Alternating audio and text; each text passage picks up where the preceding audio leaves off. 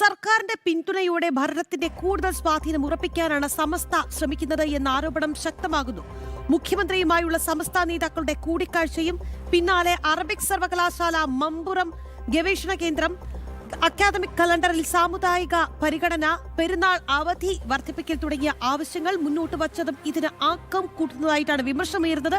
അരുൺ കൊടുങ്ങൂരുണ്ട് കോഴിക്കോട് നിന്ന് വാർത്തയുടെ കൂടുതൽ വിശദാംശങ്ങളുമായി. അരുൺ, അതായത് സമസ്ത ഭരണത്തിൽ പിടിമുറുക്കുന്നു എന്നുള്ള ആരോപണം ഉയരാൻ തുടങ്ങിയത് ഇന്നോ ഇന്നലെയോ അല്ല.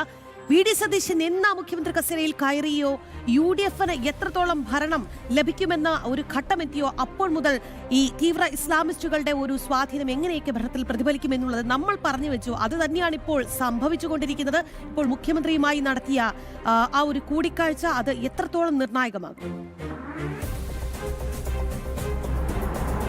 തീർച്ചയായും രാഹി സൂചിപ്പിച്ച പോലെ തന്നെ ഒരു നിർണായകമായ ഒരു ഇടപെടൽ അത് സംസ്ഥാന ഭരണത്തിൽ നടത്താനുള്ള ഒരു നീക്കമാണ് സംസ്ഥയുടെ ഭാഗത്തുനിന്നും ഉണ്ടായിരിക്കുന്നത്. തങ്ങൾ മുഖേനയാണ് വി ഡി സതീശൻ അധികാരത്തിലേക്ക് എത്തിയത്, അല്ലെങ്കിൽ മുഖ്യമന്ത്രി സ്ഥാനത്തേക്ക് എത്തിയത്. അതുകൊണ്ട് തന്നെ തങ്ങൾ പറയുന്നതനുസരിച്ച് ഈ കാര്യങ്ങളൊക്കെ തന്നെയും ചെയ്യുമെന്നുള്ളൊരു ആത്മവിശ്വാസമാണ് സമസ്തയ്ക്കുള്ളത്. സംസ്ഥയുടെ നേതാക്കളൊക്കെ തന്നെ അത് രഹസ്യമായും പരസ്യമായും ഒക്കെ തന്നെ പറയുകയും ചെയ്തിരിക്കുന്നു. എന്തായാലും വിദ്യാഭ്യാസ മേഖലയിലടക്കം നിർണായകമായ ഒരു നീക്കം നടത്തിക്കൊണ്ടിരിക്കുകയാണ്. അത് പരസ്യമായ നീക്കങ്ങൾ തന്നെയാണ്. ഏറ്റവും പ്രധാനപ്പെട്ട ഒരു 3 കാര്യങ്ങളിലാണ് ഇപ്പോൾ സമസ്ത ശ്രദ്ധ കേന്ദ്രീകരിക്കുന്നത്. ഒന്ന്, സംസ്ഥാനത്ത് അറബിക് സർവകലാശാലകൾ സ്ഥാപിക്കണം എന്നുള്ളതാണ് ഇവരുടെ ഒരു പ്രധാനപ്പെട്ട ആവശ്യം. അതോടൊപ്പം തന്നെ മറ്റൊന്ന്, ഈ കാലിക്കറ്റ് സർവകലാശാലയിൽ മമ്പറം തങ്ങൾ ഗവേഷണ കേന്ദ്രം തുടങ്ങണം.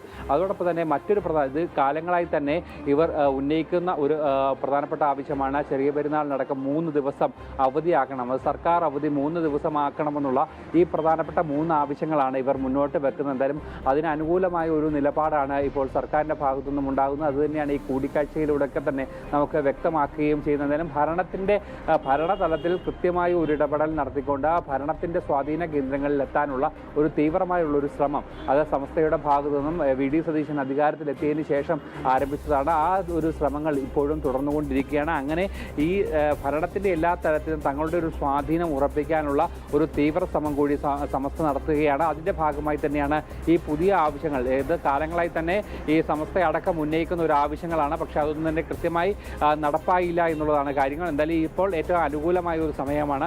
ഈ സമയത്ത് ഈ കാര്യങ്ങൾ കൃത്യമായി നടപ്പാക്കാനുള്ള ഒരു വലിയ നീക്കം അത് അണിയറയിൽ നടന്നു വരികയാണ്. അത് രഹസ്യമായും പരസ്യമായും ഒക്കെ തന്നെ ആ നീക്കങ്ങൾ നടന്നു വരികയാണ്. അതുകൊണ്ട് തന്നെയാണ് കഴിഞ്ഞ ദിവസത്തെ കൂടിക്കാഴ്ചയിലൊക്കെ തന്നെ ഈ വിഷയങ്ങളൊക്കെ തന്നെ കൃത്യമായി തന്നെ ചർച്ചയായി എന്നുള്ളതാണ്. ഈ ആവശ്യങ്ങളൊക്കെ തന്നെ സർക്കാരിൻ്റെ പരിഗണനയിലുണ്ട് എന്നുള്ള ഒരു ആത്മവിശ്വാസമാണ് സംസ്ഥാന നേതാക്കൾ മുന്നോട്ട് വെക്കുന്നത്. രാഹി, അരുൺ, അതോടൊപ്പം തന്നെ ഈ വിദ്യാഭ്യാസ മേഖലയിൽ പോലും ഇവർ ഈ വർഗീയ പരിഗണന നൽകുമ്പോൾ അത് എത്രത്തോളം ആപത്താണ് നമ്മുടെ സമൂഹത്തിന്, അതുകൂടി നമ്മൾ പറഞ്ഞു വെക്കേണ്ടേ? കാരണം ഒരു വർഗീയ ധ്രുവീകരണത്തിന് കൂടി ഈ ഒരു സ്വാധീനം അതിനൊരു സാഹചര്യം കൂടി ഒരുക്കുകയില്ലേ അരുൺ?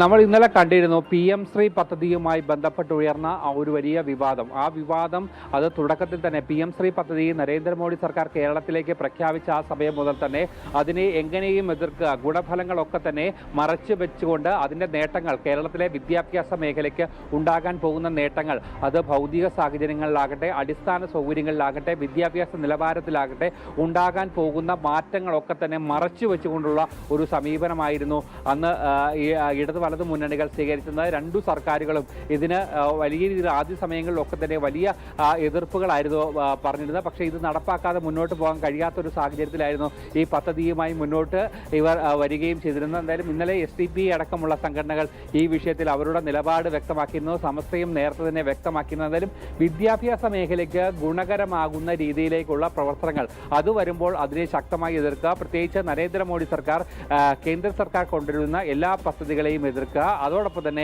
ഇപ്പോൾ സംസ്ഥാനത്ത് തങ്ങൾക്ക് ആവശ്യമായുള്ള പദ്ധതികൾ, തങ്ങൾക്ക് ഗുണമുള്ള പദ്ധതികൾ അത് നടപ്പാക്കുക എന്നുള്ളൊരു വലിയ ലക്ഷ്യമാണ് ഇവർക്ക് ഇപ്പോൾ ഉള്ളത്. അത് വിദ്യാഭ്യാസ മേഖലയിൽ എത്ര വലിയ ബുദ്ധിമുട്ടുകൾ ഉണ്ടായാലും, എത്ര വലിയ പ്രതിസന്ധികൾ ഉണ്ടായാലും, എത്ര വലിയ മുന്നോട്ട് പോകാൻ കഴിയാത്ത അവസ്ഥയുണ്ടായാലും, അല്ലെങ്കിൽ ഗുണനിലവാരത്തിൽ എത്ര വീഴ്ച ഉണ്ടായാലും അതൊന്നും തന്നെ തങ്ങൾക്ക് ബാധകമല്ല. തങ്ങളുടെ ആവശ്യങ്ങൾ അത് കൃത്യമായി തന്നെ മുന്നോട്ട് കൊണ്ടുപോകാൻ കഴിയണം എന്നുള്ള ഒരു നിലപാടാണ് അവർ സ്വീകരിക്കുകയും ചെയ്യുന്നത്. അതിനുള്ള ഒരു പ്രവർത്തനങ്ങൾ തന്നെയാണ് ഇപ്പോൾ സമസ്തയുടെ ഭാഗത്തു നിന്ന് മുന്നോട്ട് പോകുന്നത്. അതിന്റെ ഭാഗമായി തന്നെയാണ് മുഖ്യമന്ത്രിയോട് തന്നെ നേരിട്ട് ഈ ആവശ്യങ്ങൾ ഉന്നയിച്ചുകൊണ്ട് അവർ രംഗത്ത് എത്തിയിരിക്കുന്നത്. രാഹി.